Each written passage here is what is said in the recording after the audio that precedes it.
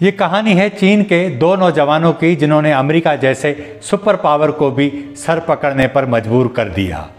इनमें से एक का नाम था वो जिनजियांग और दूसरे का नाम था जो सोंगचोन। 90 की दिहाई में चीन के आम तालीमी माहौल से निकलकर अमेरिका पहुंचे तो उनकी उम्र उस वक्त 20 बरस के करीब थी। अमेरिकी तालीमी इदारे उनकी जहानत देखकर हैरान थे। दुनिया के मुख्तलिफ ममालिक की हुकूमतों का पिया पांचा करने वाले अमेरिकी जासूसी इदारों को भी अंदाज़ा नहीं हो सका कि ये दो लड़के आने वाले सालों में क्या करने वाले हैं। वो ने कैलिफोर्निया इंस्टीट्यूट ऑफ टेक्नोलॉजी से पीएचडी की, जबकि जो ने हार्वर्ड और उसके बाद MIT में काम किया। नेवी, आर्मी और नेशनल साइंस फाउंडेशन ने जो को कम से कम $3 करोड़ के प्रोजेक्ट्स दिए, जिनमें रोबोट्स, निगरानी और मशीनी जहानत के प्रोजेक्ट्स शामिल थे। उन्होंने AI और कंप्यूटर वर्जन में ऐसे सॉफ्टवेयर बनाए जिन्हें आज फौजी, खलाई और इंटेलिजेंस मकासद के लिए इस्तेमाल किया जा रहा है। जो 20 साल अमेरिका में रहा, फिर अचानक चीन वापस चला गया, जहां उसके पहुंचने से पहले ही Beijing Institute for General Artificial Intelligence कायम हो चुका था।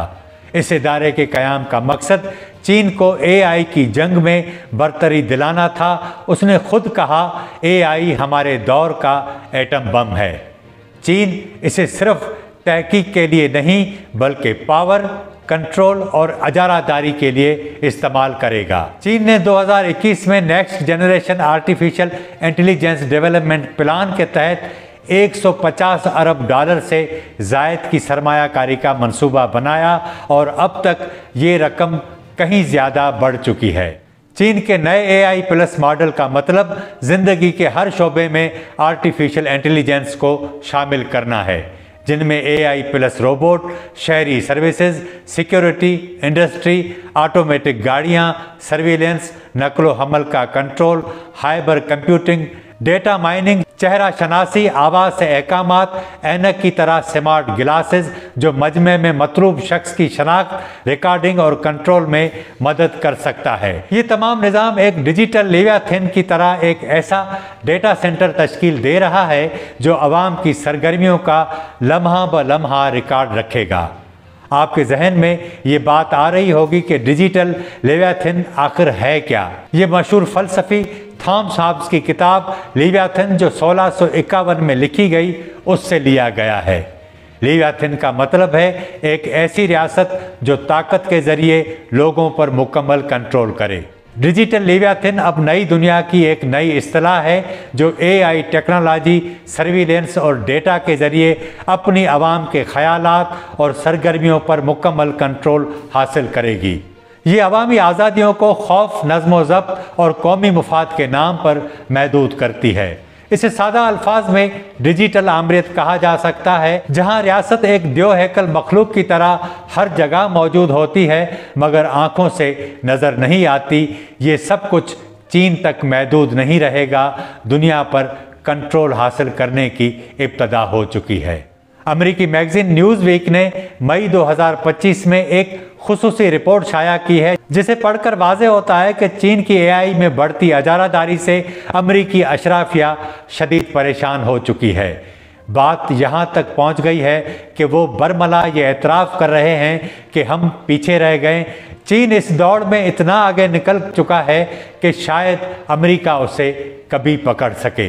इस रिपोर्ट में कहा गया है कि चीन AI को सिर्फ तरक्की के लिए नहीं बल्कि हुकूमत के मुकम्मल कंट्रोल के लिए एक नए मॉडल के तौर पर इस्तेमाल कर रहा है।